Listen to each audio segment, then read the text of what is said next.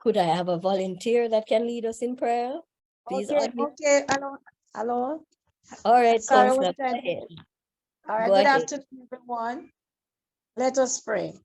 Our eternal God and our Father, we give you thanks. Father, we honor you, we adore, we worship, and we praise your name. We thank you for being with us from morning to this point, and here we are on this platform in this meeting. We ask for your guidance. Take the presenters in charge, and we leave everything into your hands, and we tell you thanks. In Jesus' name we pray. Amen. Amen. Thank you, Counselor. All right, as I said before, my name is Eureka Douglas, and I am the General Manager for the Clarendon Parish Development Committee. For many of you, you may be wondering what the Clarendon Parish Development Committee is. It is an umbrella group made up of stakeholders from different organizations. For example, your community development committees, your development area committees. And what we do, we try to work together to address issues that may be affecting our communities. And one of the issues that we are trying to look at right now is the issue of poor parenting that can cause children or youth to become involved in criminal activities. And so what we did for the PDC, we applied to Positive Pathways, the Positive Pathways program for funding to address some of these issues. We were granted some funding to do a parenting skills workshop and skills training for our community representatives. And what has been happening over the last maybe 9 weeks, 10 to 9 weeks, is that we have been training parents in the communities of Palmer's Cross, Effortville, and Maypen proper. And I must say that we have had tremendous success. Parents have been coming out to training almost every Saturday and are participating in the training program. Some of the topics that we cover is topics like self-esteem and self-concept, raising a child, family engagement. We have been covering several topics, like, as I said before, family engagement, which includes communication. We have done other topics like life skills, which involves budgeting, financial management, and a host of other topics. Right now, we have closed face-to-face training for now, but we're still doing our outreach under the tagline, Stronger Parents for Stronger Communities. And so what we have been doing, we have been going to the different PTA groups that exist within the 3 communities I named, Palmer's Cross, Effortville, and Maypen proper. And we have been trying to engage the parents in their comfort area. And we have been even going to some of the churches in the areas. And we have been using those platforms just to get persons, just to share basic parenting tips on how to improve our parenting skills. And so what we have decided to do, we are going to be having, this is the first of one of a series of workshops that we'll be having online, just to continue the process. And this workshop is aimed at sharing with you some of the agencies that work to support families and children. And so what we'll be having this afternoon is presentations from the Child Protection and Family Services Agency, what we know as some of us call CDA, and the Child Diversion Officer is also here to share with us what they do, and also CISOCA.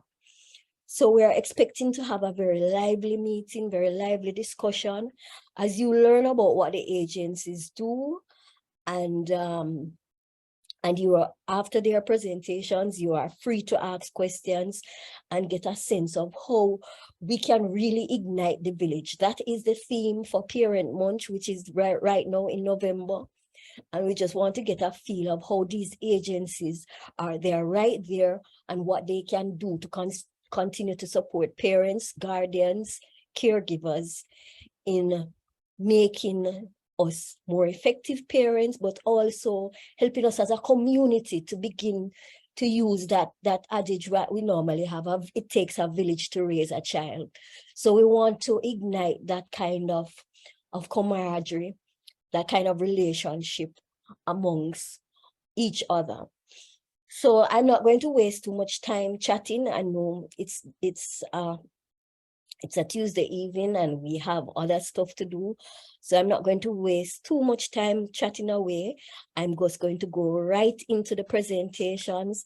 And the first presentation is from Sissoka, and we have Corporal Lindsay from the Sissoka team, and she's going to be sharing with us. Corporal Lindsay, I think you have the ability to share your screen. I've made you co-host, so you can go ahead and make your presentation. Please open your mics and please welcome Corporal Lindsay to the platform and for her to make her presentation. Or you can just send her a nice emoji. Welcome. Good afternoon. Good afternoon. Good afternoon. Welcome, Corporal Lindsay. Good afternoon. Good afternoon, Corporal Lindsay. Good afternoon. Thank you for having me. I am here with my team from the Maypen Police Station. Miss McDonald, that's Detective Constable McDonald, Constable Bramwell, Miss Cunningham Edwards, and Nadisha Bent. Can you all acknowledge my team? Can you please acknowledge me? Yes. Yes, super. Yes, super. Okay. Okay. Thank you very much. Thank you, ma'am. I'm going to try and share my screen. I'm not sure if I can do so, but I'm going to try my best to do so. Yes, you can go ahead. You're a co-host. Okay, so probably you're wondering what this acronym means. Sissoka, some people call it Isuzu, all different type of names, Susoka, all different type of names we get. But what we actually do, we investigate sexual offenses and child abuse. And my apologies, good evening, parents.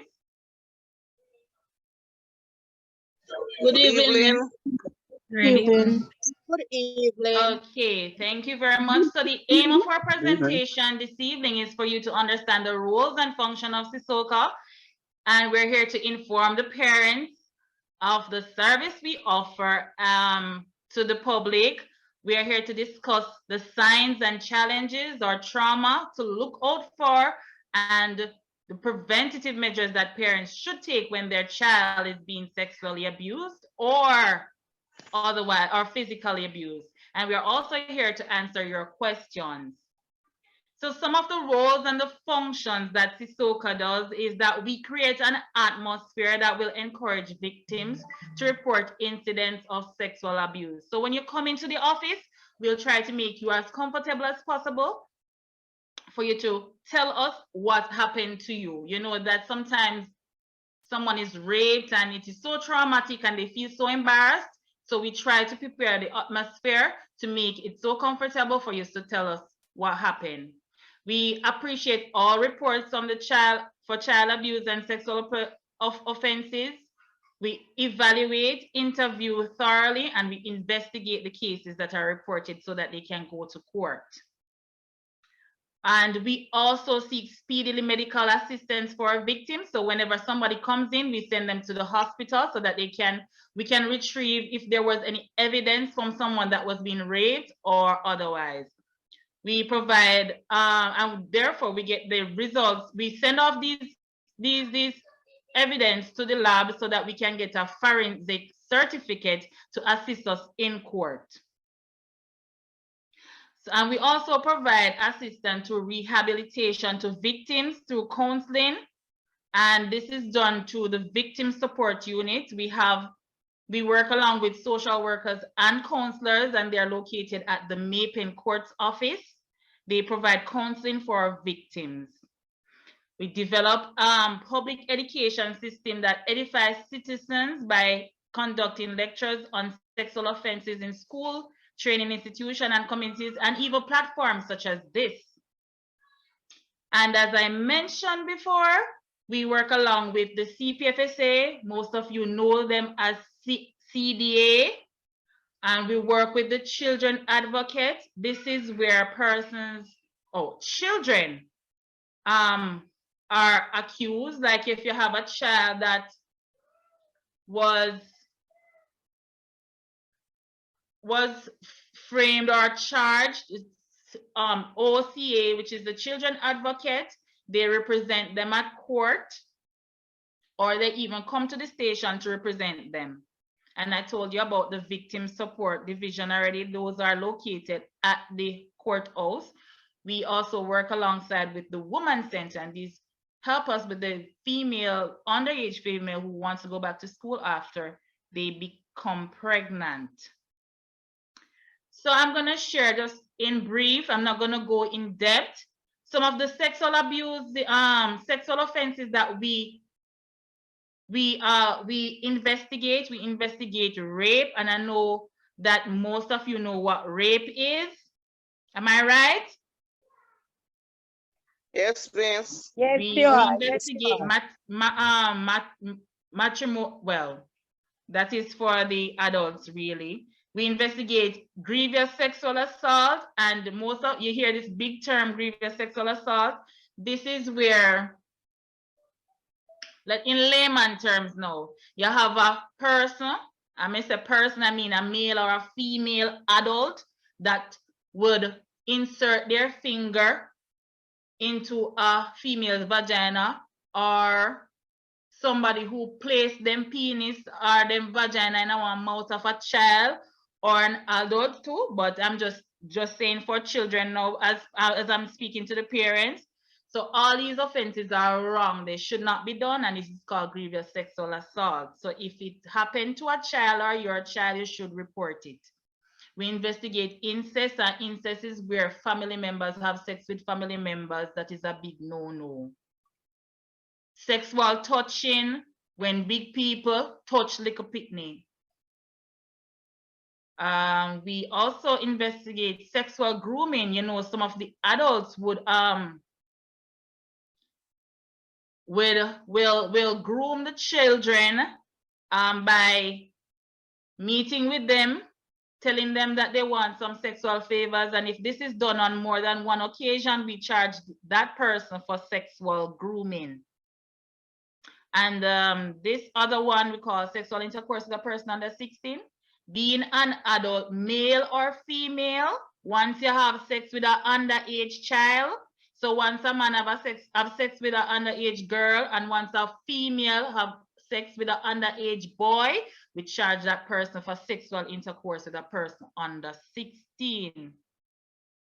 So let me jump into a different part now that we also investigate.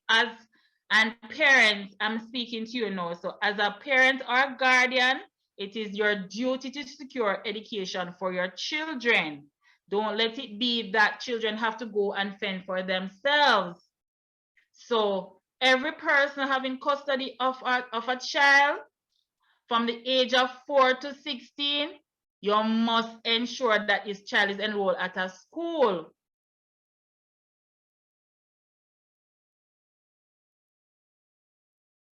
And as parents, your duty is to report need and care for and protection for any child. So any person who has information which causes a person to suspect that a child has been or is likely to be abandoned, neglected, physically or sexually ill-treated, or otherwise in need of care or protection, they shall make a report to the Children's Registry or the police.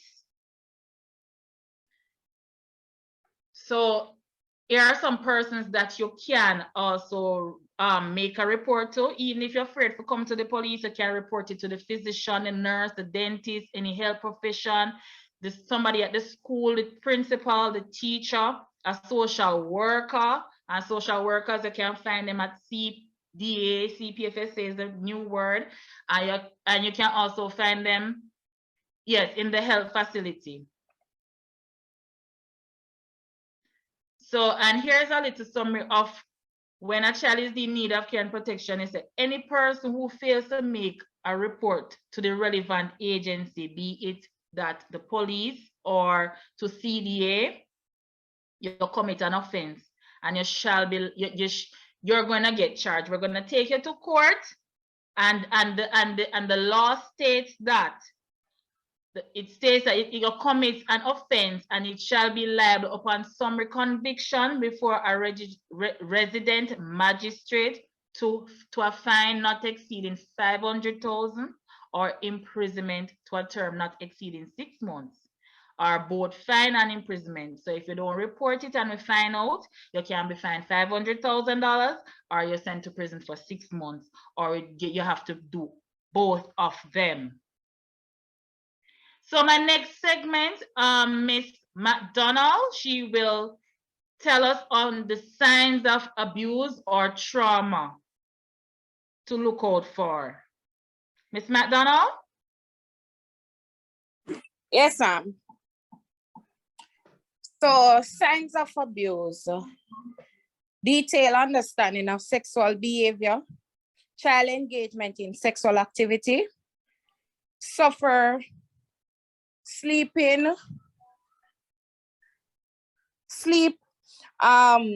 so like, for example, let me give you an example, like you have your child, right? Parents, you know your child, you know what your child is capable of doing. So you send your child to school and you see your child come home. Normally she come in or he come in, because it happened to boys too. And they normally give you a hug, for example, and they stop. This even she come in or him come in, no hug, nothing. And you know that something is off, because you know that this is not the norm, right, parents? You will know, try to talk to them, try to communicate with them, find out what is wrong. Some of the time they will not tell you. So some of the time you will find that you can check the school, because you will realize that their performance in school reduce. They start by cutting themselves, behaving boisterous, disobedient, just to name a few. Some of the time you have children too who speak in their sleep. So like stuff that they go through, they talk about it in their sleep. Sometimes you find that your child wet the bed. It's not normal for a child over 7 years old to be wetting your bed. And it's not like they used to do it. They start to have nightmares. For female, I can tell you, when you bathe them, you will see stuff. They will complain about stuff like they're itching, bruises, redness, and swelling coming from their private area, whether male or female. These are the stuff that we look towards and we look to. As parents, we have to do that in order to know whether the child or our children, something is wrong with them. Parents, guardians should create a trustworthy environment in which a child is comfortable to express him or herself, as I explained before. I grew old school, so my mommy, when I was growing up, I couldn't go to my mommy to talk to her about anything, or to say, mommy, this happened. No, she always rush me. So if like my neighbor come now and tell my mommy, say, we see your daughter, I get beaten right away. But really and truly, sometimes we must listen. Or I advise that we must always, no matter the story that you get, listen to your child. Listen to your children, because they will have something to say. And they have a voice. No matter how small they are, they do have a voice. Continue, Miss Lindsay. Parents know your child, friend, and their contact information. This is very, very important because you'll find that some of the time your children go to school and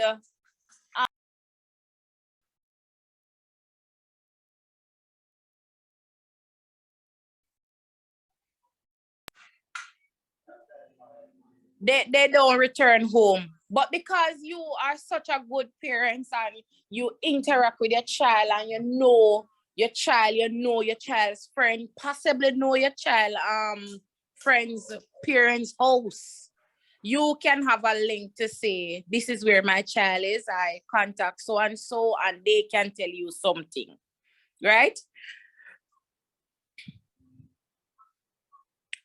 Prevention tips. Parents should encourage children to resist or report unwanted sex advance. Encourage them to avoid taking gifts such as cellular phone, money, or jewelry from strangers. We have a lot of these cases. Where children, especially female, men, sometimes even just the phone box, they are shown and they are easily led. So parents, we have to instill certain things in our children. I can't emphasize enough about that because that is very, very vital. Be careful who you let inside your house or whose house you visit. This is very, very important too, because we find that a lot of persons that comes to say that they're a family friend, they're actually there, they have an aim, and the aim is your children. Parents and guardians must monitor the internet activity of their child. Thank you very much, Ms. McDonald, Ms. Chairman. That is the end of our presentation. I don't know if you want to ask questions now or after the presentation of the other presenters. If there are any questions, you can go ahead and raise them now in case you might forget them, or if you want to share them in chat. Parents, members of the PDC, do you have any questions for children if they have been threatened? Or do you get them to open up to you if they have been threatened? Okay, Miss. We have numerous cases where children are muted, and when I say muted, they come to the station and they are afraid to talk, whether they're threatened or embarrassed. But as I said before, that we have partner agencies that we send them to, so they'll go for counseling. We'll try our best just to talk to them. The counselors will talk to them, tell them, well, they're professionals, so they will know what to tell them. And at the end of a certain amount of sessions with the counselors, then they can come back to the station and make their report. But otherwise from that, when they come to the station, we try our best just to tell them that they did nothing wrong, and it depends on the type of threat also. Then we will know, the institution, well, the police will know how to appreciate and how to go about addressing that. Yes. Does that answer your question? It was actually not my question. It was okay. The chat. Yes, it did. Point Okay. taken. Adina, okay, all right. Any other questions for the reps from Sisoko? Any other questions? All right, if there are no other questions, we can go on to the next presenter. Ms. Douglas, how are you? I'm Dr. Shimhyu here. I don't know if it was mentioned. If it was, if you could just re-emphasize to our police officers, if it is that you are aware of sexual assault and you don't report it, what can be the result of that? Good point. So maybe something Corporal and your team, maybe you can refer to the Child Yes, Protection ma'am, Act. if you had the opportunity, we did say that if it is that you fail to report, if you know that a child has been sexually molested or physically molested or being abused any other way, then you, once we find out, then, or you fail to report and we find out, then you can be fined $500,000 or 6 months in prison, or both.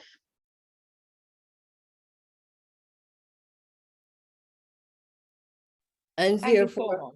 yeah, and therefore the village, the community representatives have a responsibility to report an issue if they are aware of anything that might be going on in their community. Ms. Douglas, Yes, yes, Ms. Akas. one question based on what the corporal just said, because most of the time when persons do not report these things, they are actually scared of what will happen when they talk about these things. So how confidential is the information when it is given? Can the parents know, or the victim or whoever know that, you know, say I'm a neighbor talk, I'm a neighbor go report the case? Because most of the time, this is what persons are fearful of, why they don't report these things. Okay, Ms. Akas, so true. But what people can actually do is call the station. We have a number, I can throw it out. It is 876-832-2077, 832-2077. You can always call and make a report to say that you know that John Tam of Mary over in Yard, I have sex with him and she's underage, and we will go and check it out. You can also take the route by going to CDA to make a report. They take anonymous tip and they will pass on that referral to us. If it is that you feel like you want to call me personally and tell me, but you do not want to be involved because you are afraid, then we also facilitate those forms of communication. And I can reassure you that the person giving the tip will not be broadcast. Any other comments? Miss Lindsay. Yes. Hello, Miss Lindsay. Good night, sir. Good night. I was hoping to hear whether or not there's a witness protection program, because the people are scared, so I don't know if the police handle that part of it. Is there a witness protection program? We do There is. Go ahead. We do have a witness protection program. However, it is based on the level of threat. So after we do our assessment, we will then see what we have in front of us, and then we will know what route to take. Okay. Okay, yeah.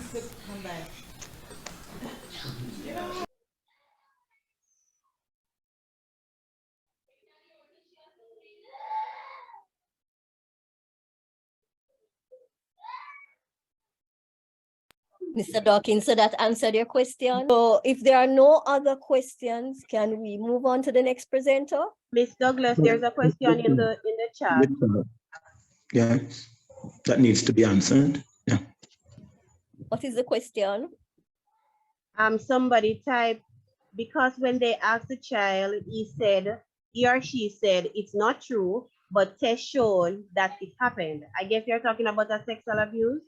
What if you report it and nothing happened?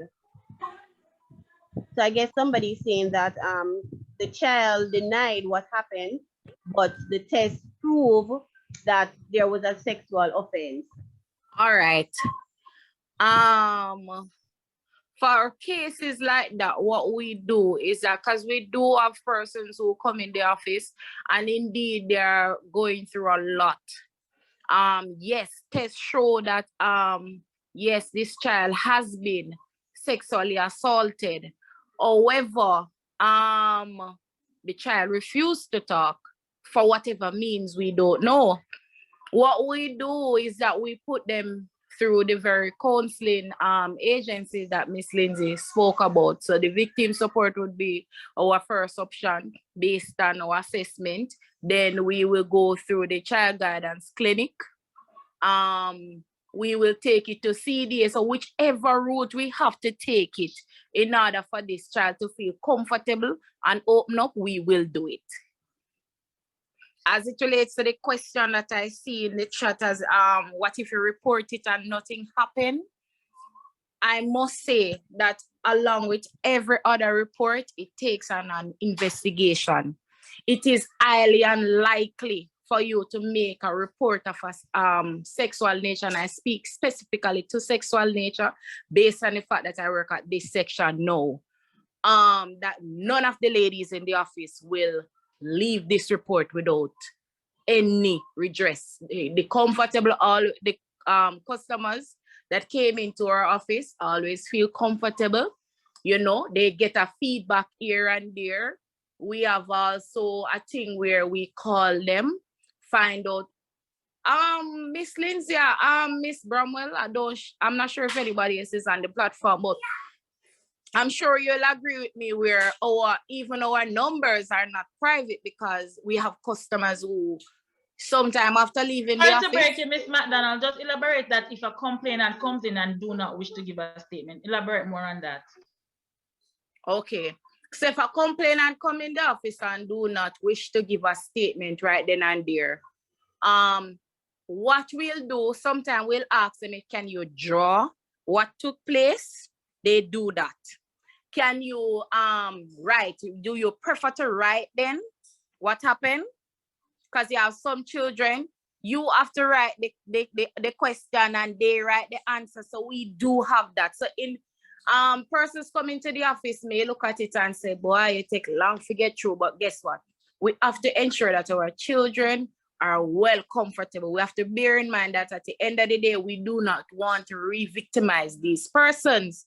And some people, based on the level of trauma, do not wish to speak. We have cases as well where children do not wish to speak any at all in front of parents. What we do in situation like that, we have to get either JP or somebody from CPFSA. We have to ensure at the end of the day that the child is comfortable. What we do, I notice that what we start to do now is that we start to ask them. So it's 5 of us that works in the office. We start to ask, hi, good morning. Who do you wish to speak to? We give them that opportunity. So you pick which of the officer you wish to speak to. I hope that answers your question.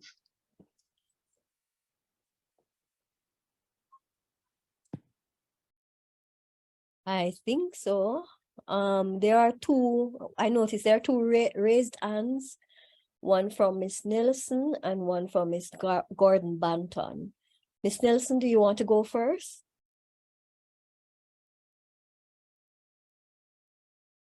Miss Nelson?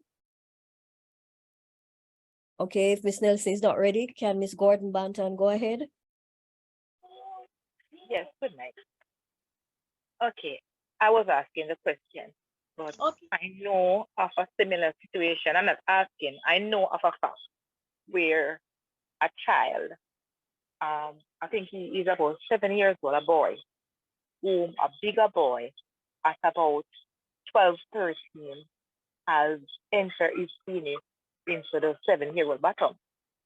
And when the mother took that child to the CDA, because the mother was in the office, when the person asked the child said, no, it's not true. But as soon as the mother came out of the office, the child said, yes, it is true. And because the child said, yes, it is true, at that time, the person from CDA said, we cannot take this statement, you have to take him over by the station to get some counseling. When the mother took the child to get the counseling, yes, he got a face-to-face at the beginning, then a few phone calls. And then after that's it. They said that the parents should wait until CDA calls. All know CDA doesn't call. So I don't see where this is going, because to me, this don't make any sense. If you don't report it, you're in trouble. You report it, nothing happens because the child said it is not true because the parent is here. And when the parent is out, then the child says, yes, it is true. The child has been to the doctor and it has been proven that it is true. How old you said the bigger child is? Around 12, 13.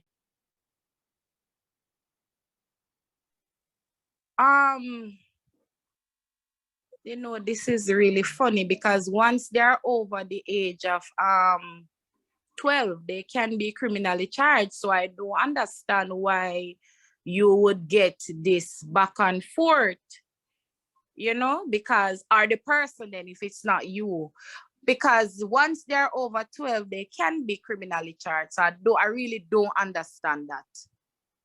So probably, I'm not sure if you want to speak to me outside of this conference. And then probably I can understand what you're saying and give some level of guidance for you to give to the person, because I really don't understand that. Thank you very much. No problem. All right. Any more questions? Good evening, everyone. My question is, I know of a 14 years old who got raped, and the process is in court, and the court give order for counseling, and all now she's not getting any counseling. And the problem is, she keep on, from she get raped, she keep on going out with other guys to have sex. What can be done about that? And she's not getting any counseling.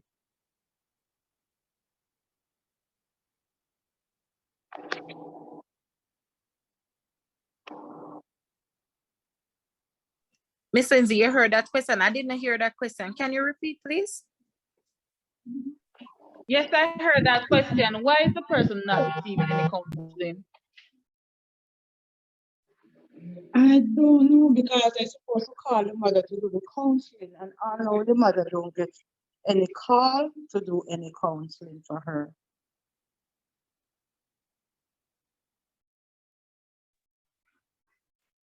You can very check sometimes still, even though I get a call, you can follow up instead of you sit and wait for a call. Because all the while, sometimes they have bank up work where they probably overlook that one, or the officer we are working on the case now today at the time or whatsoever, so you can check back.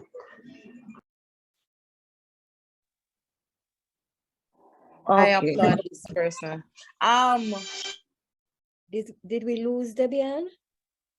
No, I think she completed the sentence. She was saying maybe if the person, maybe the case manager is not available, or they have an overload of cases in reserve, so they can. So she was saying maybe you have to check in. I wanted to chime in on that because sometimes you need more help than what we can get in the in the public sector, in the social services that are there. They're there and they're there to help us. But it's like when we go to school, sometimes teacher teach us every day, but because we little bit slow in the maths, we have to go to extra classes. So in a situation like that, you realize that the trauma has severely impacted the person. So you just want to ensure that maybe, you know, you can have them. It's not victim support. I mean, their counselors are very good. And I'm not talking anecdotally. I've spoken with them and been there in the spaces and know that you can get good services there. And also you can pay like a private counselor. We have a couple well in Mapen. We have 6 licensed psychologists in Mapen, and they're not that expensive because we can buy the KFC 4 times and the Burger King 4 times for the month. Your mental health affects your physical health and so on. We can make that sacrifice and ensure that we see a mental health practitioner so we can get the necessary help that we need. Good point, Ms. Campbell. Okay, thank you very much. Right. And of course, there are some persons that you can go to. If you have the pastor at your church, a guidance counselor at your school, you can also approach them. Sometimes persons will not charge for, just sitting with the victim and helping. What we'll try to do at some of our meetings in the future is try to get victim support to come to one of our meetings to speak about what they are doing too in terms of their role and how they can assist the community. As I said, this is just the first in a series of meetings that we want to have. All right. Are there And we any have other on that to Miss Douglas, as now that you're hearing the concerns that people have, there Yes. are other CSOs who, have been getting funding from like the UN agencies. I don't know if you know Spotlight Spotlight. Initiative. There's a part under it that is specifically for persons who have been victims of abuse, not only just domestic violence, but also sexual abuse. And there are other groups who are doing things that can help you to reach out. There was a question in the comment section that I don't know if I heard it being addressed, about home molestation. You want to take that one, Mr. Douglas? How can these home molestations be lessened? What can be done? I think that is a question that is being asked. What can you do to avoid your children getting into these situations? What are some of the tips that can be shared with parents to avoid getting into these situations with our children? Corporal Lindsay, I don't know if you want to take that one. That is a very, very big and technical question, because guess what? These are the people that we would say that are the safest persons to leave our children with. And even the other day we saw during the time of COVID, we had a lot of cases where family members were molesting children because they were at home and the opportunity presented itself.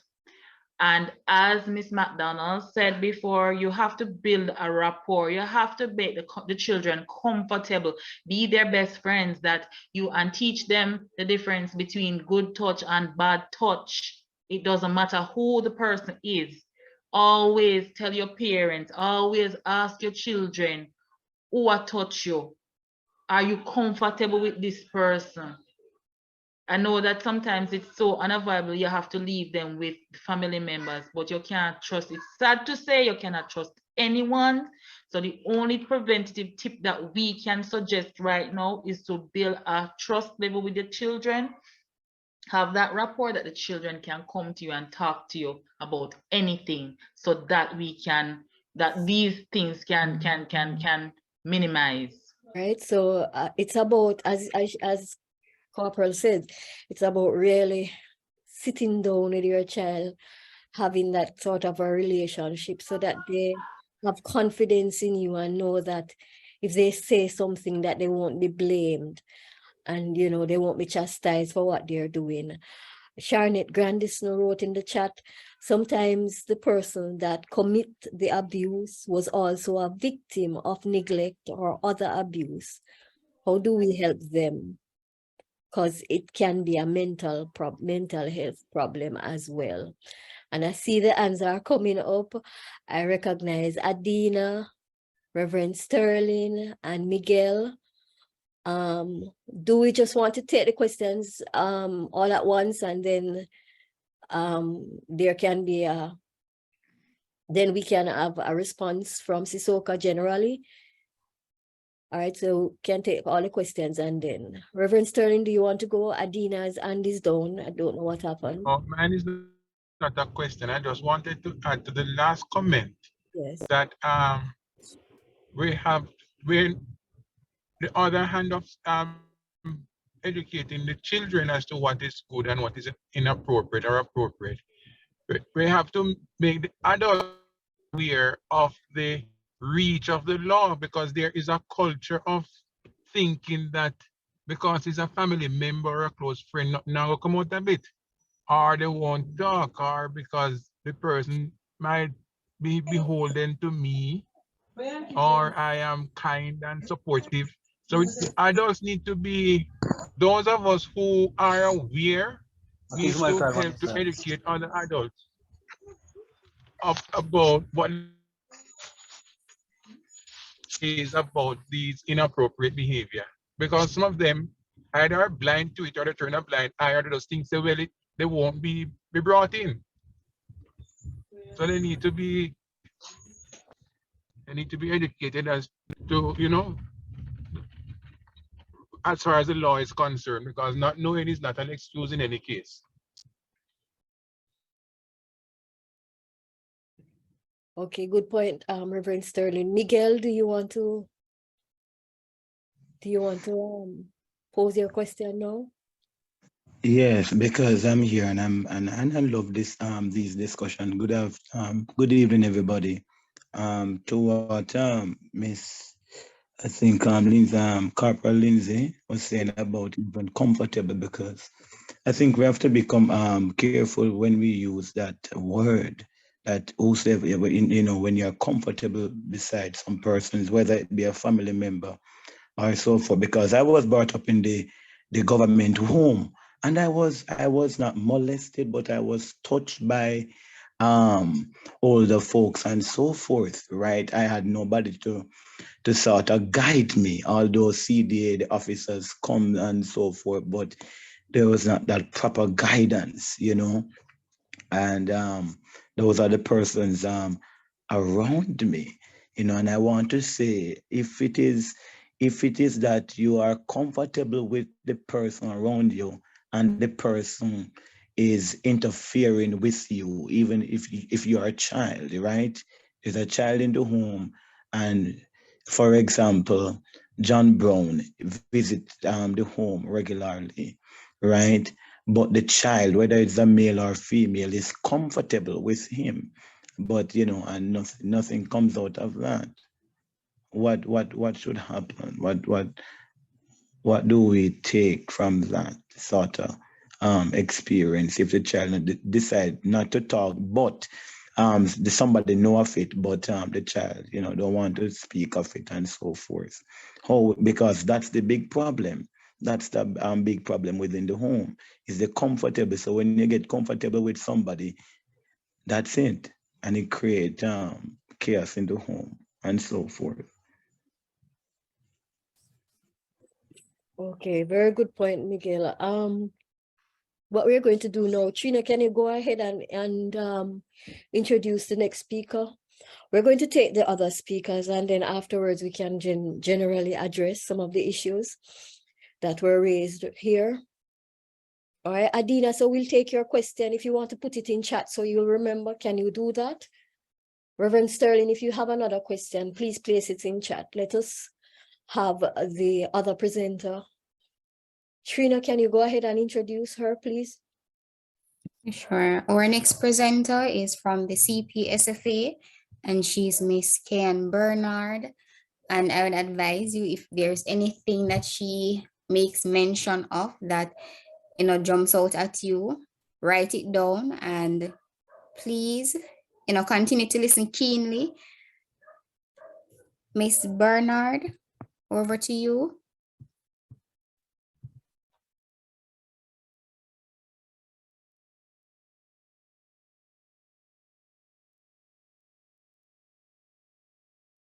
Are you hearing me? Yes, we are. We're hearing you. Okay, great. So I'm Miss Bernard, Children's Officer at the Child Protection and Family Services Agency. Our office is located at 16A Manchester Avenue, and that is in Maypen. So we are right across from the Texaco gas station in Maypen, upstairs. The pink and, well, they said it's red, but for me, it's pink because it's washed out upstairs, that building. All right, so I'm here today, well, I'm here tonight to speak to you about the agency, what we do, who we are, and the services we offer. And I do hope that at the end of the presentation, it will answer or provide answers to some of the questions that you have been asking, right? So we are the Child Protection and Family Services Agency, and we are an executive agency under the Ministry of Education, Youth and Information, and we were formed from the merging of the Child Development Agency, formerly CDA, and the Office of the Children's Registry, OCA.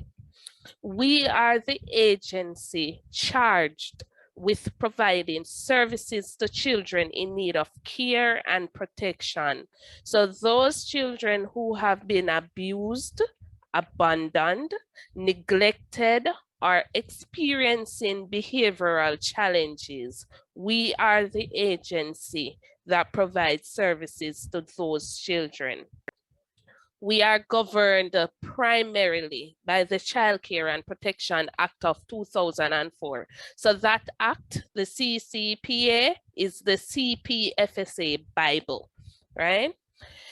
The services, what we do, we provide residential services for children. So some persons call it family school, other institution. We provide residential care. So that's what one of the services we offer. We conduct investigation to determine a child's best interest. So in the case of child abuse, right? And in terms of child abuse, we look at sexual abuse, physical abuse, emotional abuse, neglect. We looked at we conduct investigation to determine if a child is at risk of so our investigator, once we get a report, our investigators will go out in the field within 24 hours. If it is that the report renders the child seriously endangered, we act immediately. So we don't even wait for the investigator. Once the report comes in office, a CPF, a children's officer rather, will act immediately in investigating that report. We manage foster care services in Jamaica. So once a child becomes a ward of the state, and a child becomes a ward of the state through the court system, the family court or the children's court system, once a child becomes a ward of the state and that child is in the institution, the children's home, we try our best to get that child out of the institution. If it is that there's no family member available, are trained individuals. They're trained by the agency to provide care and protection for children. We receive and record reports of child abuse through the National Children's Registry. And this is where our parents or citizens of Jamaica comes in to help us report all forms of child abuse through the number 211. That's the number to call.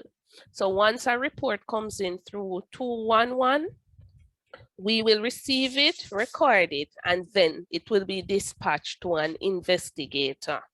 We provide children and family support services to assist vulnerable families. So this children and family support services is the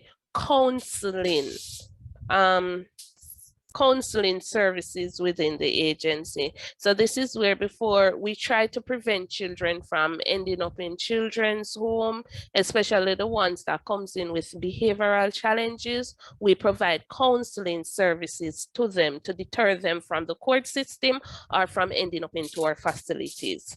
We provide policy advice to the government. So we have to advise the government on the child care services.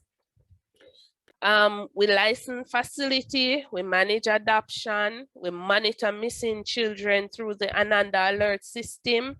We deliver court services to represent the best interest of the child.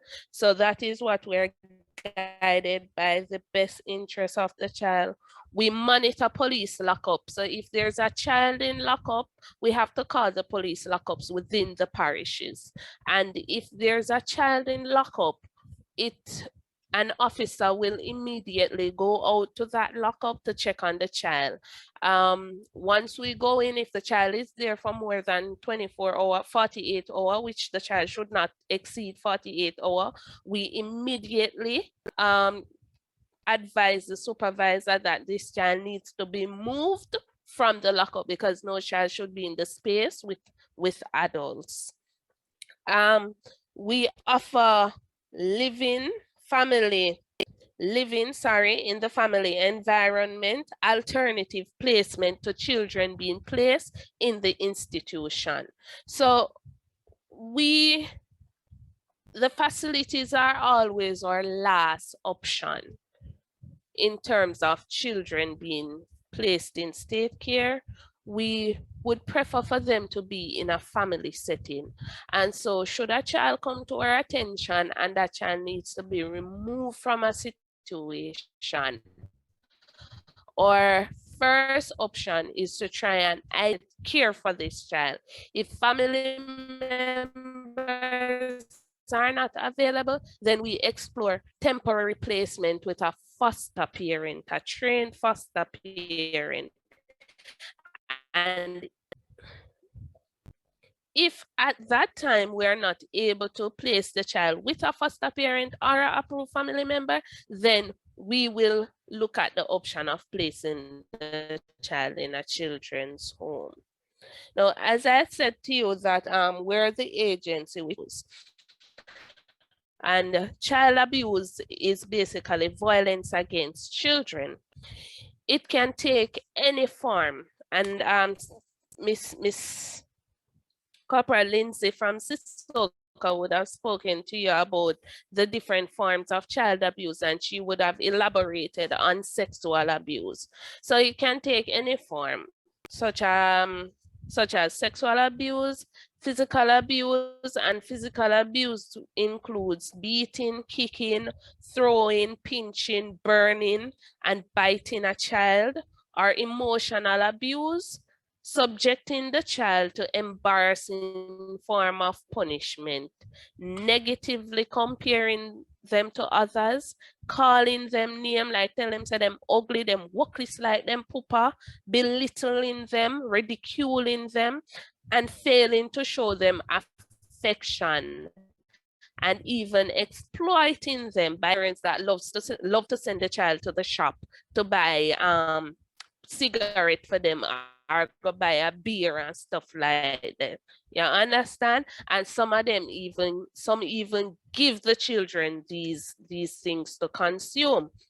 So that's a form of child abuse. Other form of child abuse include child labor, child trafficking, and neglect. And the neglect may include neglect may include not providing adequate food or medical care for a child, not protecting them from physical danger, or not allowing them to attend school regularly. We all have a responsibility to report any and all cases of child abuse when we see it. This is a very easy and important way in which we can protect our children. So it's not a one-man job to protect the children, it's a village job. And gone are the days when there's the village raise the child. It is a village job in protect, and the community member that lives 2 miles down the road from you, and you protect that child, right? But before you can protect the child, you must know the signs of abuse. So these are some of the the signs a child would display if a child is being abused. A child that you know may start acting strange.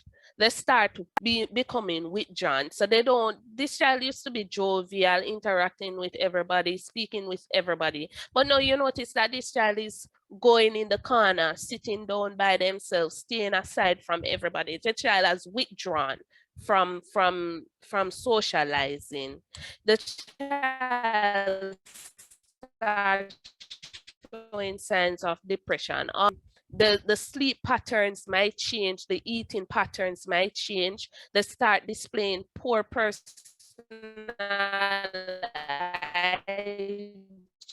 hygiene, not taking care of themselves. They have difficulties making friends. They're afraid of a certain adult. Once you notice this, there is a possibility that that child is being abused and need help and protection. Abuse, can we protect them? Can we spot them in our own children and those around us? We must also teach our children their rights. All children have a right to be heard and to protect them. Fulfilling this right enables them to take an active role in their protection and make them. So we are here celebrating Parents Month, and I encourage and support our parents in their endeavors to protect our children. And it's not just my children or your child, it's our children, right? So we encourage and support the parents. We call on our parents to focus on practicing responsible parenting. And in practicing responsible parenting, these are some of the steps that you can take. Never leave your child alone, unsupervised, or in the care of. Know where your child or your children is at all time and who they are with. Know your child's friends. Know your children's friend. Don't be afraid. Even if they say, "Mommy, you just have fast up in my life," so know them, because sometimes the friends are the ones that's leading them astray. Get to know the friends, as I say, and the acquaintances. It is very important that you know these persons. It is also important to build a healthy, trusting relationship with your child so that they can feel comfortable talking to you about issues that are affecting them, instead of confiding in someone that may lead them astray. And we have this famous thing that we say in the office, that you must always be your child's first source of information. Don't let society grow your child. Always educate your child. And if you don't know, or you think you don't know, there's YouTube. You can always find videos on YouTube that will assist you. And also, we are always available at the CPFSA to give you tips and pointers. So you can always visit our office for assistance. While the CPFSA maintains our focus on protecting the nation's children through policy creation and enforcement, this is not a job that we can do alone. It is not a one-man job. And you can help us in protecting them by calling our toll-free number at 211 to report all forms of abuse. It is easy and it is confidential. So if it is that you don't want to give your name, we don't ask you for it.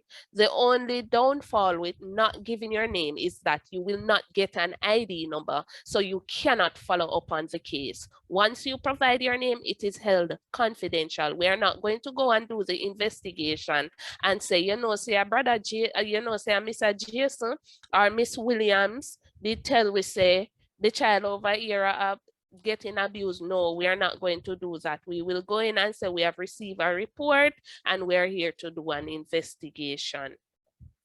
You don't need to know for sure if a child is being abused.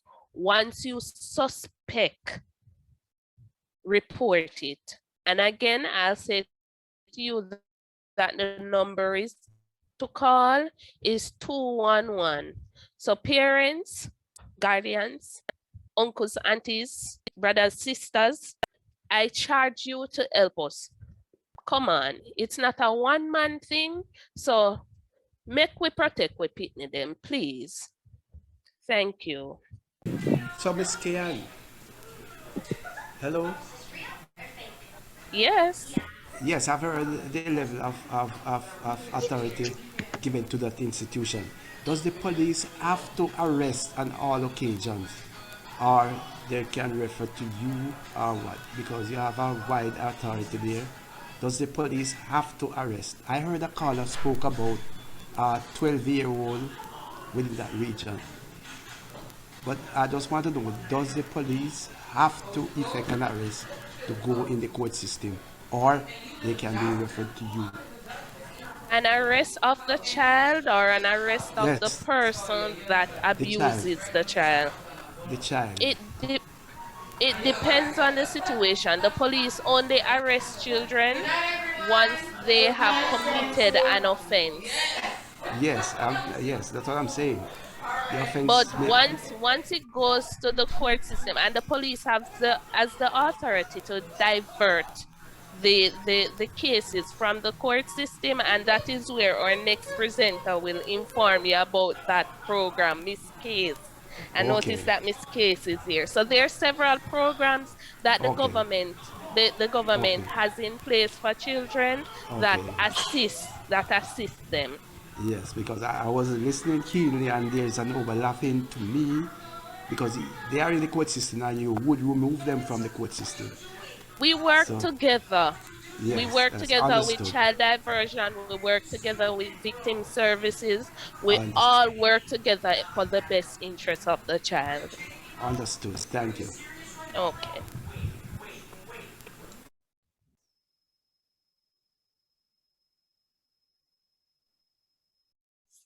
Okay, thank you, Ms. Bernard. I'm going to just go ahead and ask. So if you can just pose your questions, put them in the chat. I'm just going to go ahead and ask Ms. Case, Ms. Tiffany Case, the Child Diversion Officer for Clarendon, to go ahead and make her presentation. So please make her feel welcome. All right, Ms. Case is welcome.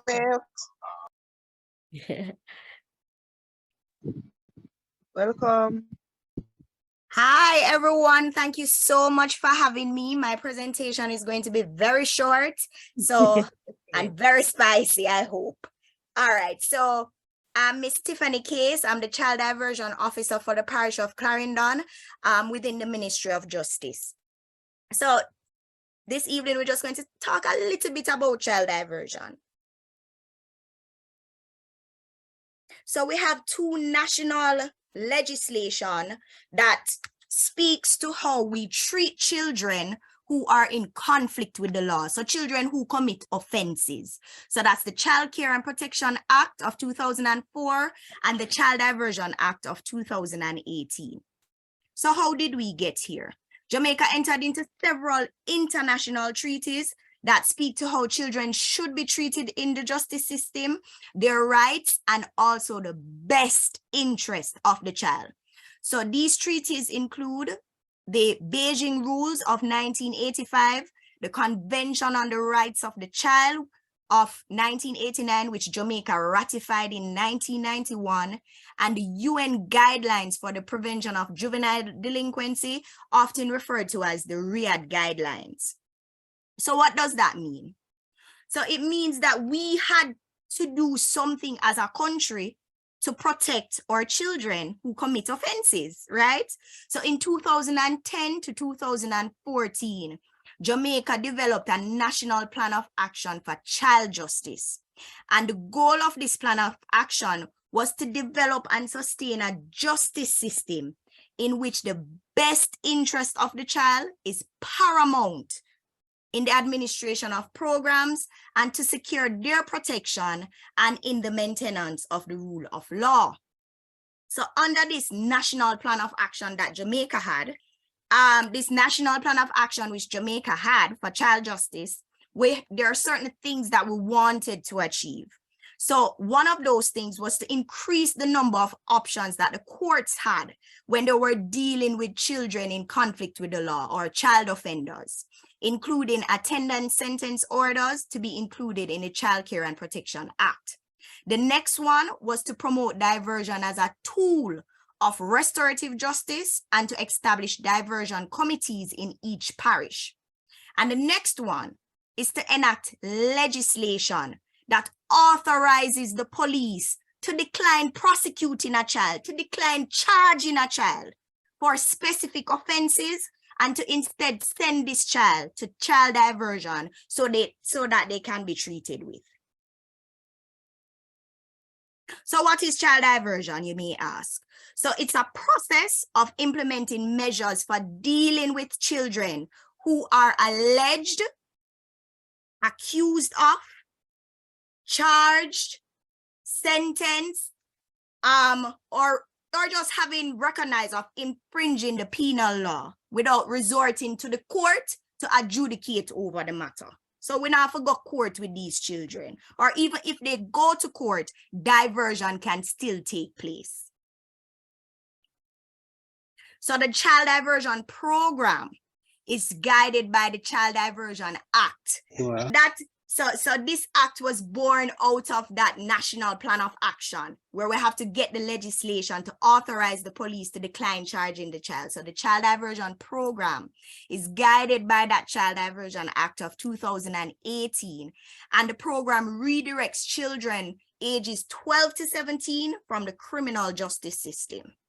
So the program envisions that children who commit offenses or who come in conflict with the law are restored toward positive development, effective justice mechanism that will allow them to achieve their full potential as positive contributors to the Jamaican society. So the aim of the Child Diversion Program is to rehabilitate children who have committed diversion offenses, is to reduce the number of children who are exposed to the criminal justice system, and to also empower communities from which these children are from. So I'm just going to walk you quickly through the diversion process. So the diversion process is triggered once a child commits an offense, the police have to now start thinking diversion. Right? So the process is triggered once a child is suspected of or has committed a diversion offense. So these offenses, you can see on screen, but it's not limited to that. We have a whole list, 2-3 pages of offenses. So these are just a few. So sexual intercourse with a person under 16, unlawful wounding, simple larceny, malicious destruction to property, indecent assault, noisy and disorderly conduct, to name a few, and also any other offense that the judge may send to diversion. So the next step in the process is that all our children have rights. Ms. Bernard said it. All of them have rights, but with rights come responsibility. Yes? So once a child is suspected of, accused, or whatever the case may be, of committing a diversion offense, then for the child to be a part of the program, the next step is for the child to accept responsibility for the offense. The next step is that the victim consents for the offender to participate in diversions. Very important. Because child diversion is rooted in restorative justice, where we're promoting that healing, that restoration of families and communities and individuals. So the victim has to consent for this offender to participate in the diversion process. After which, if the victim does consent, then a referral is received either from the police or from the court. After that, we get the referral. A risk and needs assessment is conducted by the child diversion officer. We want to see what is happening with this child. Has this child offended before? Is this child in school? What is the family situation like? What is happening? Is there abuse in the home? And if there's abuse, then we have we must report. Who are these this child's friends? What is happening? So we do a full scale assessment. Is this child using drugs and alcohol? Right? So we do a full scale assessment. After that, we develop a treatment plan with all of the issues or everything that we see coming to the fore. So these are just some of the treatment options that we have available to us when we're doing treatment planning for the child. So sexual counseling, so it can be family or individual counseling, sexual and reproductive health education, because we see our children engaging in sex, they're having sex, sexual and reproductive health education. That's one of the options we have available to us. They're using drugs, alcohol, substance abuse treatment, mentorship, and I can't stress this enough, it's my favorite part of the program. Mentorship is where communities get involved, individuals from communities get involved in setting this child back on the right path. Because we need a better Jamaica, don't we? All need a better Jamaica, but it's for each one of us to know that, yes, this child did something wrong, but how are we going to help to rehabilitate this child, reintegrate this child, and help them and set them back on the right path? So I said that to say, if you're interested in mentorship, becoming a mentor, helping to guide our youth, give me a call. I'm going to give you my contact at the end. Community service is our next option that we have. Training, we have liaised with Heart NSTA Trust, and they've been so helpful in taking on our some of our children who are out of school, because we know that the risk is great when our children, they're unattached, they're out of school, they're not doing anything. We know that the risk is greater for us and our communities, so we want to get them back into school. If they're out of school, we get them back into school. If it is that they're past school age or they're graduated school and they're not doing anything, we get them into a hard program. I have to big up Mr. Zika Brown, you know, big up. If he's on, big up yourself. Restitution is also an option that we have available to us. With COVID, we know that a lot of our children have been set back. We have psychoeducational assessments that we do for these children. If it is that there is a need for that, and we have other options available to us as well at our disposal to use when treating with the offenders. But we didn't stop there. We have parenting skills training. Ms. Bernard and CPFSA does these parenting skills training session because it's about empowering the families from which this child is from also. Right? So it's about empowering the families as well. So we want to give the parents the skills, and we merge that with the family therapy, because as some of you have already highlighted, that some parents have been going through their own trauma and stresses and all of that. So we facilitate that, where the parents can also get the help through family therapy, through parenting skills. And if it is revealed that this parent was also a victim of any sort of abuse when they were younger, then we send them to victim services. So although we're treating with child offenders, we recognize that children go back to homes and they go back to families. So we have to treat with that in a holistic sense.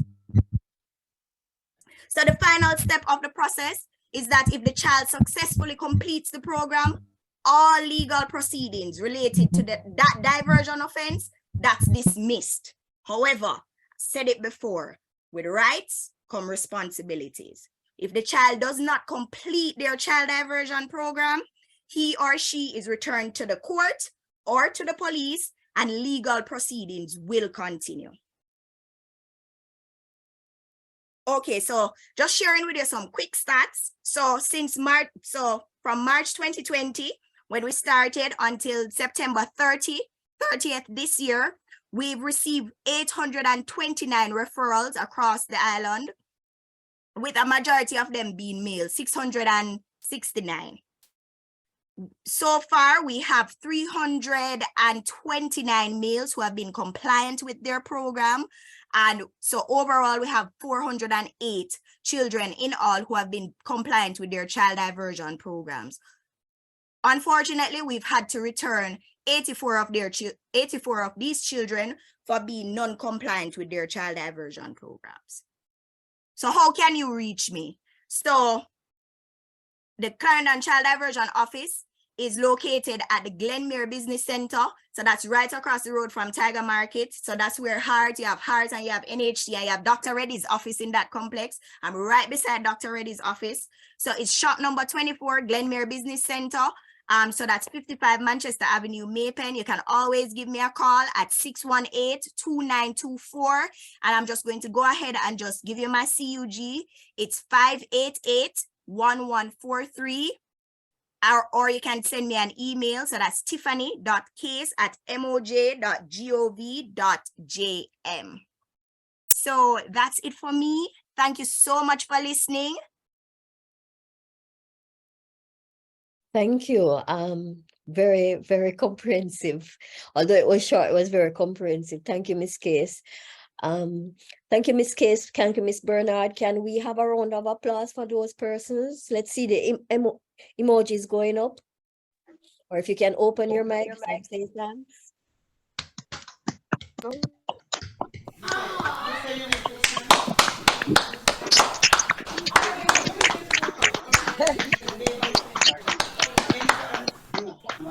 And then there are a few questions that were posed from Marianne. She says, good evening, everyone. My question is, who monitors the caregivers at the children's home or places of safety? The gentleman stated that he grew up in state care and he was fondled by older persons there.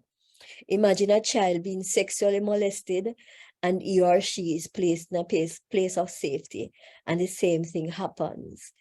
Imagine how damaged this child is. So the question is, who monitors these places of safety? I don't know if Ms. Bernard wants to take that one. All right, I'll take that one. So for the children's home and the places of safety, we have monitoring officers. So our monitoring officers employed by the agency will go in, they will speak independently to the children or to the child, and the child confides in that person. If there's any form or suspected form of abuse, then an investigation, an internal investigation will take place. We're also monitored by the children's advocacy. So they randomly, at random intervals, comes into our facility and they will interview, they will do their walk around, their checks, and they will interview our children. It's unfortunate that that person was abused while in a children's home, and we do have children abusing children within the children's home. That is something that we try our best to eradicate through proper supervision. So as staff within a facility, they monitor, not just put the children to bed and they're off to bed. And I can speak from experience working in a facility. You have to monitor the children. So there's 15 minutes check. And even within the 15 minutes, you might do a random check on the children. They have their bedtime, so they have their schedule, and then the staff will move around at intervals to check on these children. So that's how they're monitored. All right, I hope that answered your question, Marianne. There are some others. From Adina, earlier she asked, okay, in regard to my question, what can be done? Reverend Sterling's statement was closer to my answer. What can be done? Educating our men that they can be changed. And she says, in this, I mean, forming citizens association involving community police and get these concerns out in the public. So I prefer preventing than solving, as it is harder for children to resist these monsters. So I guess the question generally is, what can we do to educate our men to stop harming our children? I guess that's the overall question.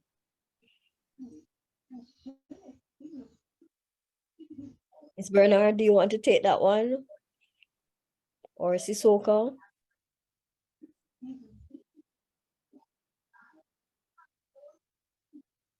All right, so I'm not getting a response from both, but I'm saying it is. All right, so Go ahead.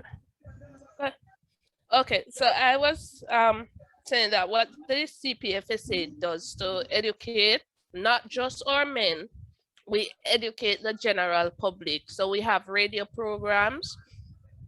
This month is Child Month. We have we had a march on Friday. We march against child abuse, and this took place in all 4 regions. We do community outreach. So if SDC is having a community outreach, we are a part of that. They invite us. We go into our schools, we go into the community separately. The other day we had a school invasion in Clarendon where we went around to several schools and we put information out there and we provide information. So we are not just sitting down in the offices and hoping that persons will come to us. We go out there and we educate and we give information and we encourage persons to help us to protect child abuse. Because again, as I said, it's only when the village ignite or unite can we protect our children, because everybody now sit down and they own the business about what is happening within their space, while next door neighbor child is being abused and they're aware of it and not saying anything. So once we have a united force against child abuse, then we will be able to, if not eradicate 100%, but at least let these persons think twice about abusing a child.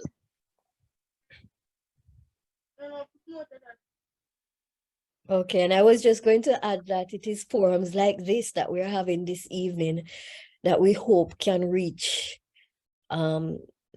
community members generally. So you are now aware what you can do if you are having a community meeting, or if you are having a forum, or if you have a church, invite the representatives that we have here to come and speak to your members. That is a way of getting the information, and you can in turn, you have gotten the information here, you can in turn share the information with your members or your representatives. All right, so I see a couple of hands up. Let's take Ms. Campbell's question. It's not really a question, it's just to add on to what Ms. Bernard mentioned. But so for the children's home, an additional layer of monitoring is done with what is called the Board of Visitors. So there are some individuals who understand the role of like child protection and understand the laws and so on, or persons who are foster parents and so on, who are assigned to certain children's homes, and you just pop up and whatever you see and you write it in your report and you report directly to the Minister of Education and Youth, because it's no longer education, youth and information. They take off information and put one side to education and youth. So you send it directly to either the minister or a director in one of those areas. So that is something that is being done that, you know, gives an extra level of protection and monitoring of the children's homes and places of safety. Thanks for that, Ms. Campbell. Right, so several of us on this platform are in fact a part of the Visitors Board. So we do go in from time to time to see what is happening. All right, so another comment from the chat. Sometimes it all starts from us as parents. Maxine Henry says, we also need counseling because sometimes we are going through some rough times. Not everyone is mentally strong. So that's where the neglect starts, and they don't notice the changes in the child until they have been abused. So that's really a solid comment. Mental illness is a real thing that we have to deal with. we have to sort of acknowledge that everybody goes through challenges from time to time. And what we have to do is to seek the help that we need. All right. I don't know if anybody wants to, from the panel wants to add anything to that comment.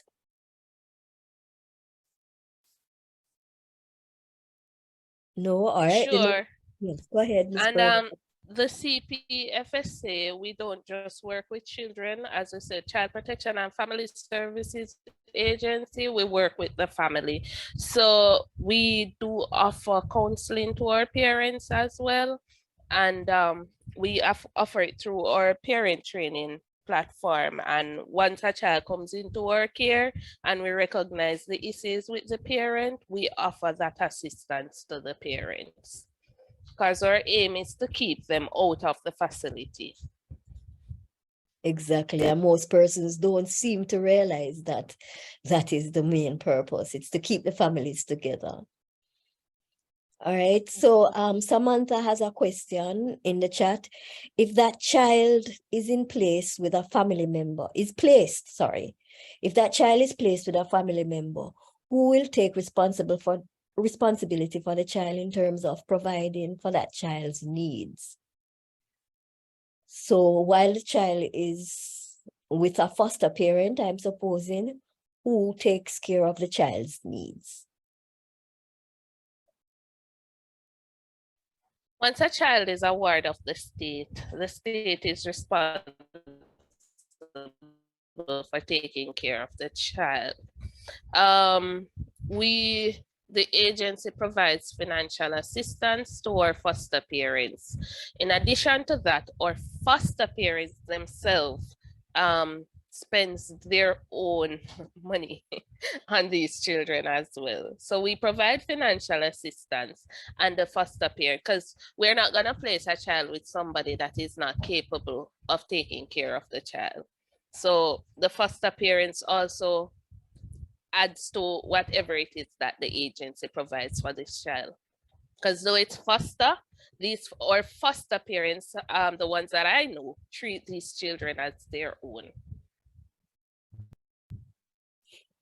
All right. And yeah, and I suppose one of the plugs that we need to put in here is that CPFSA is always scouting. They're always looking for foster parents. So if you have the space, you have the means, you can always go to their offices and volunteer to become a foster parent and help a child in need.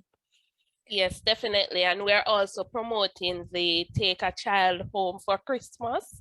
Yes. And so we're asking personnel to come. You can go online at our website, www.cpfsa,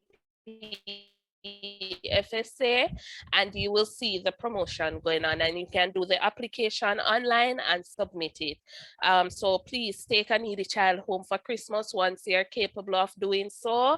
And also you can also grant a child a wish. So there's a wish list for children, and you will find it on the website as well, where we ask you to grant a child, make a child wish come true. Okay, excellent. All right, so I'm going to take one of the raise and no. Denise, can you go ahead? Denise Nelson. All right, good night, everyone. I am happy about this initiative with persons going around and trying to help children, because back in the days, a lot of us was being abused and there was no one to help. So some of us, as you would say, would pass the worst in terms of that. I understand, while some still struggling.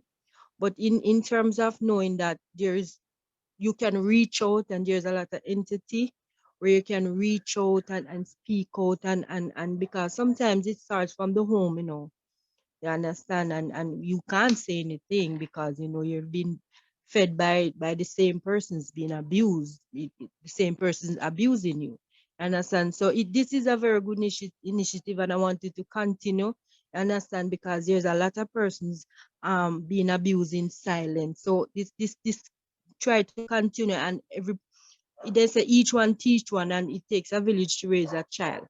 So if each parent can look out for the other one, the neighbors and so forth, it can also help the entities that is trying. You understand? So I want you to continue to do this because a lot of people, child, now they reach the stigma where the boys is being abused more now. So I want you to continue to see how best we can grasp this and get this under control. Right. So very good point. I mean, we're all here on a platform, we're learning. So we need to take the message. Don't just keep it to yourself, take the message home to your fellow parents and your neighbors. I'll just take one question from the chat and then I'll go back to Mr. Dawkins. What if the child or children doesn't think he or she can trust anyone? What if the child doesn't think they can trust anyone? How do we get them to open up? And anyone can take that, representative from Sissoka, CPFSA, or even Child Diversion.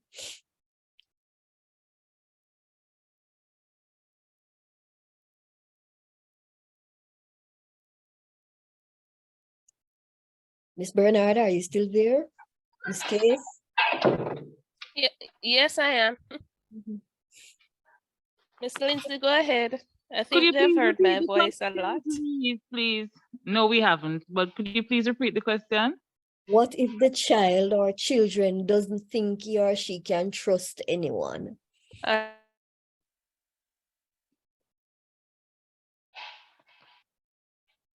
Stable. Yeah, your internet is a little. You're hearing me now? Yes, we're hearing you. Go ahead. That's a very rough question. Because if the child does not feel that they can trust anyone, then that child is going to have some regrets further down the line. Not only regrets, but may suffer from some psychological problem, because keeping in all that form of abuse and not letting it out, it becomes mental after a period of time. What I would suggest though, if someone noticed that their behavior change, we can refer them to any one of the agencies. We can be Sissoka, CPFSA, or even Child Diversion. You heard when Ms. Case spoke about not only that they assist in giving children a second chance if they commit an offense, but they provide a wide array of counseling and so forth. So if it is that you realize that the child's behavior has changed and you suspect that the child has been abused, refer an agency to them, man. Take them in and we will see how best we can do to help the child. Wasn't there a toll-free line that children can call? Sure, Miss Bernard spoke of it. Was it 211, Miss Bernard? I think it is. So that's another option. So you can share those numbers with the children wherever you are at. If you monitor a youth club, if you're a part of a youth group at church, share the numbers with them so that they're armed with the information, so they can actually call in. If they don't have anybody in their space that they can trust, they can actually go ahead and call this number toll free and share the issues that they're having. And of course, there is a mentorship program that is being promoted by Art NSTA and also Child Diversion. So if and where you can have that big brother, big sister program. Sometimes it's easier for them to trust someone outside of their immediate circle. So it might be easier to share with those persons. So it's to get that sort of a program going in your local communities. That's why it's so important from the parent groups to just keep the bond going and ensure that your children have someone that they can speak to. All right, Mr. Dawkins, you have another question? Please go ahead. Well, it's not such a question, but I just want to make a suggestion. With the question asked, how to get the information out. retired cop now. I'm living our shores now. But I think the police is the best person to disseminate that information. Because not everybody is IT savvy. And I realize that in my time of service, and it has not changed. So the savviness is not there. So the police go around and keep meetings. I used to do that. And it was well accepted. So I don't know if that is the way they are going now. Hello? Yes, Mr. Dawkins, we still do Yeah. We at Sissoko, we do school lectures and we do other form of meetings such as the platform, but also we have a section of community relations section, like the CSSB. They do go out every day, whether school, church, home, they do and they go and they do their lectures from time to time. Even officers on patrol, they do or they make informal meetings. They stations, they conduct widely publicized meetings, and people are sensitized through these mediums. Okay, excellent. Excellent. Thank you. Thank you. That's good, Dawkins. That's good. All right, so that's for Mr. Dawkins. There's another question here, a very important question. I'm trying to remember the line. Is there a helpline mainly for mental awareness? Is there a helpline? I know Ministry of Health has launched a suicide helpline. I'm trying to remember does anyone remember that line, that number? It's not working, but I'll share. Not working? Oh my Hasn't God. been working in a while. But the 211 number, it is run by UNICEF. So you get different areas on it. And for people who use like WhatsApp, IG, and Facebook, there's also U-Report, where you can get some sort of assistance. I know that you have, I'll send a list of contacts to you, Miss Douglas. You can share with the parents where they can. And then also remember, I saw Dr. Edwards mention it, but I heard people talking and saying you can send to this and send to that. It's not always the situation. For example, Miss Case, we know that if the child has not committed an offense or suspected, no matter how much counseling she do, you can't send a child who is not on that area of the thing to send them there. There's also your hospitals. The hospital has an entire area dedicated to mental wellness. So it's not just the mentally ill people who are homeless they cater to. They have mental health social workers, they do counseling, they do all of those things there as well. So the hospitals are there as well. So if you feel like you're overwhelmed and you just want to talk to somebody, same like how you'd want to talk to a doctor, you can just walk in. The mental health unit is at the back. It's near to the area where you remember where old hospital, yes, it's around that near to where And they I have think the the women's clinics every center. Thursday. They're open almost every day, but Thursday they have specific days for specific things, but they're open and they are there. So you can just go if you need help and you can get additional help and they can share, because there's also a behavior health, change unit. So maybe you're depressed because you have diabetes or you have HIV or you're overweight. There's a special part of the hospital that you get help with for those things as well. So the hospital is there as well as another place that we can recommend. And Dr. Scarlett Campbell is in charge of the behavior change unit. And, once she refers you to somebody, if you need to go to the mental health aspect, and they're very responsive. So they are somebody who can also refer to as well. But I'll share the contact list with you, Miss Douglas. And what we'll do, we'll certainly try and get the mental health department at the Ministry of Health at one of these meetings so that they can address the parents directly. All right, so I hope that helps, Tracy Ann. And Anika.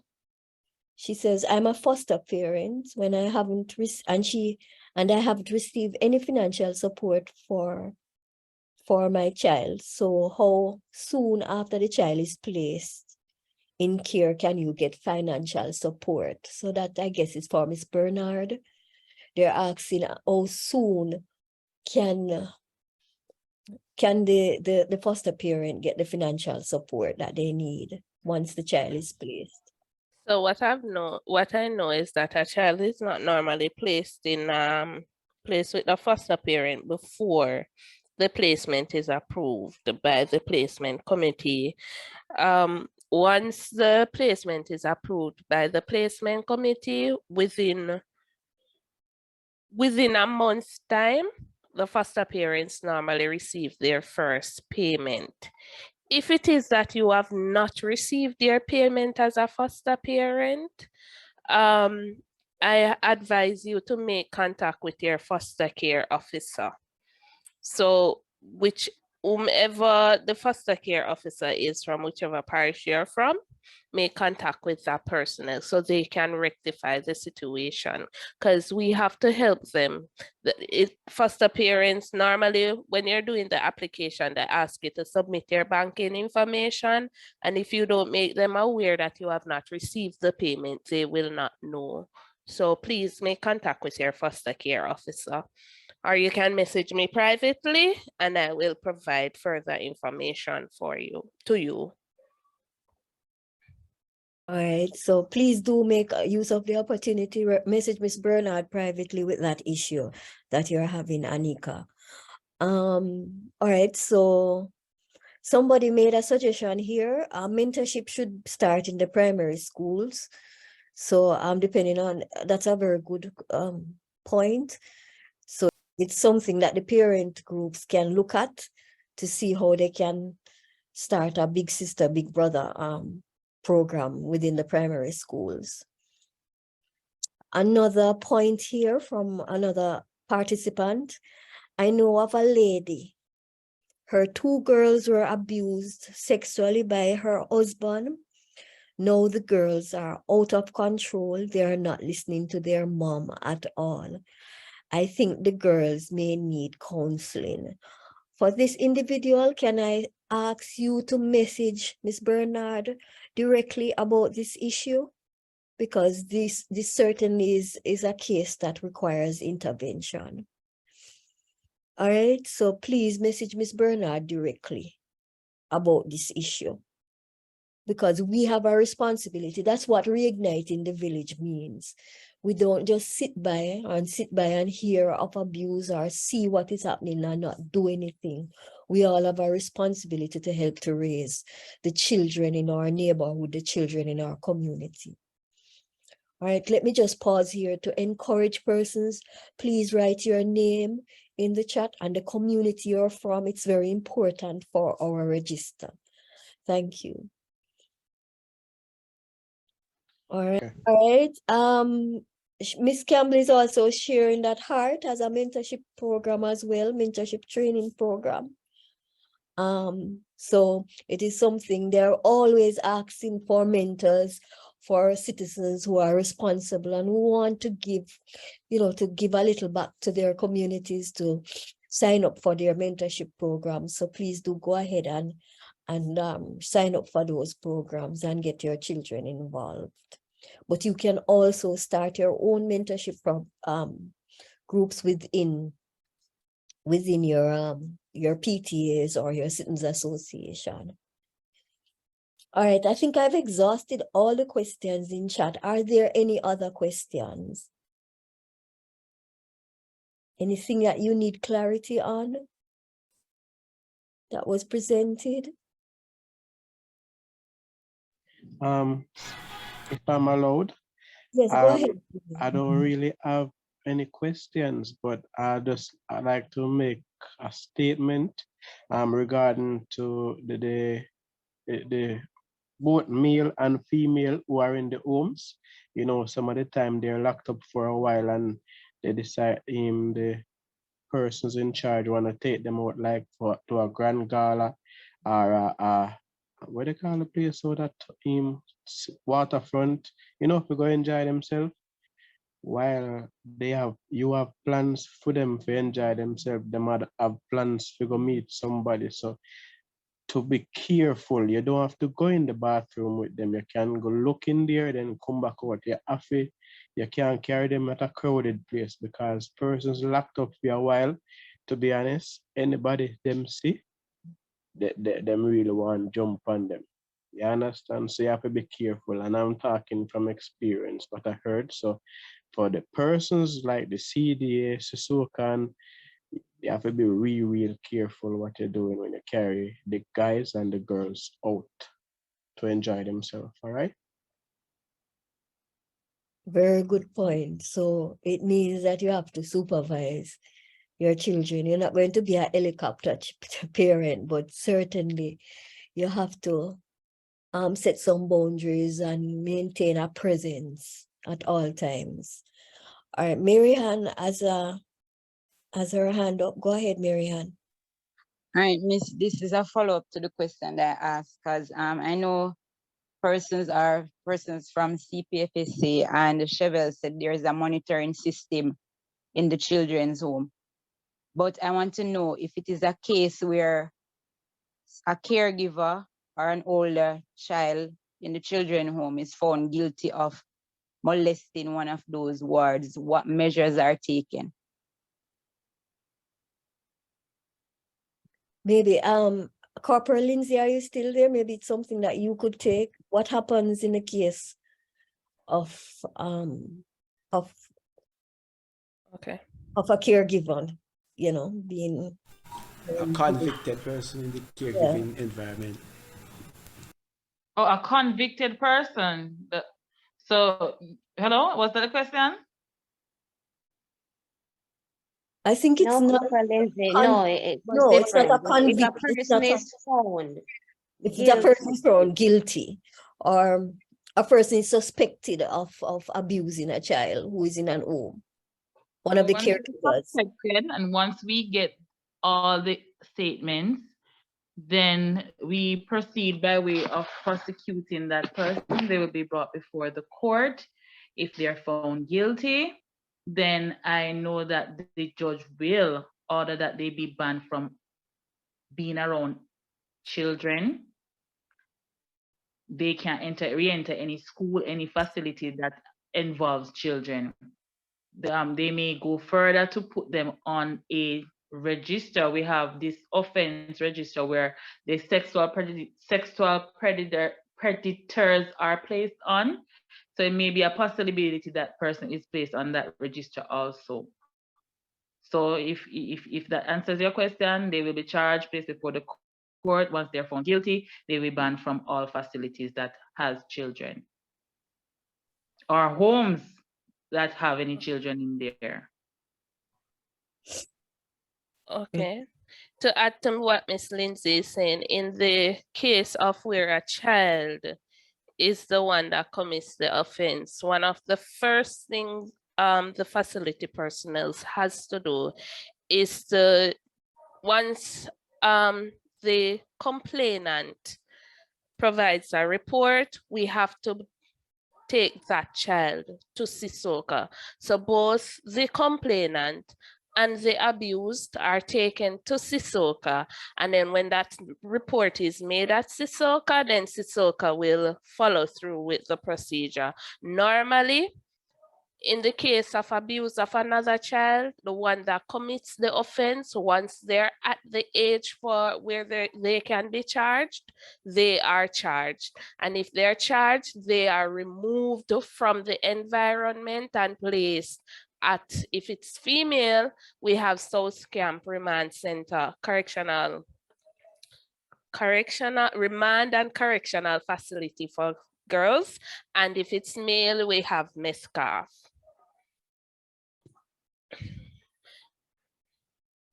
Okay, thank you. Also, and to add, also, the facility where the incident happened, the staff member, the manager of that facility, or the social worker has a charge, or it is a must that they make a report to 211 And the monitoring officer also has to investigate, and a report is also sent to the Minister of Youth and Education, sorry.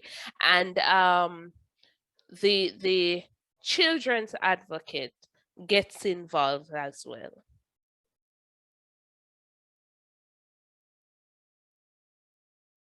All right, so does that answer your question, Mary Ann? Yes, Miss, it does. Thank you. Okay, great. All right, are there any other questions for our panelists? Any other questions? Have we exhausted? Let me see, there's one in chat right now. The offenders registry list used when a child is assaulted in our area where no one knows who could be the culprit. Example, child is taken off the street.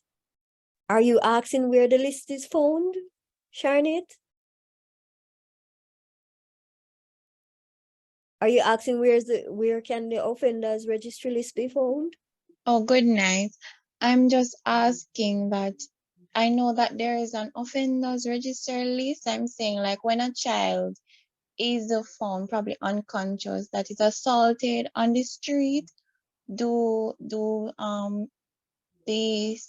CDA or the police officers use that list as a way to rule out suspects in that case?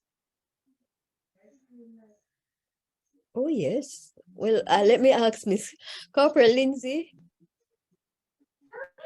Well, you know that we do not do that most times, but we do from time to time. You have persons who are reoffenders. I mean that they keep on committing the same sexual offenses over and over and over. We would have a log at our institution. So sometimes when we do pick up the person or a victim or so, and they can say so and so, then we can match it with our list. But we don't have a list that is posted publicly. I don't have a list. I don't know if I can find one, but if I'd make it available to you, Madam Chairman. So, but at the moment, I don't have a list to say I could share it with the wider public. But as it relates to any internal work, we have our list.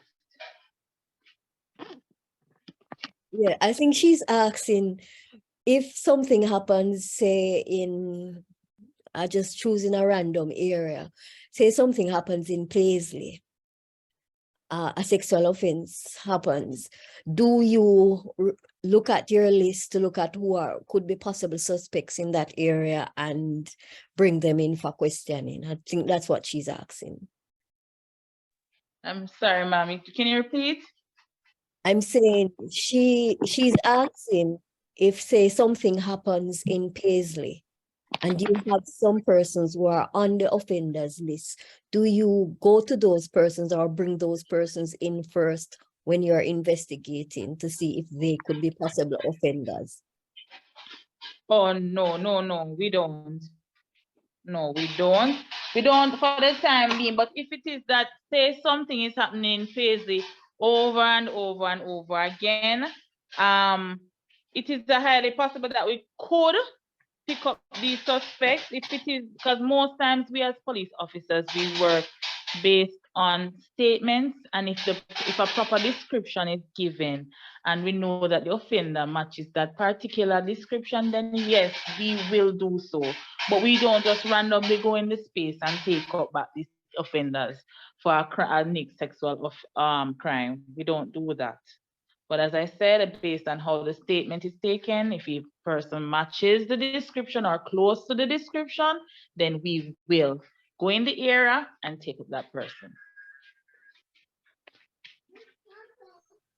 Okay, thank you, Miss Lindsay. Also, what I was trying to say is that sometimes when you do the test on the child that has been assaulted, you might have DNA. So that is why I kind of asked that question to say, if you have DNA proof, do you have like an area where you have samples to say, okay, this could be a match to that person or so on? Okay, yes, ma'am. Once, if the child does not know who that person is and we have DNA, we will send that sample to the lab. The lab has a database and we could say, look, this person was an offender, this person was a repeat offender. Could you run it against their DNA and to see if there's a match? Yes, we can do that. Okay, thank you for your information. Yes, ma'am. All right, so I guess it was a very informative session. We are now at almost at 8:15.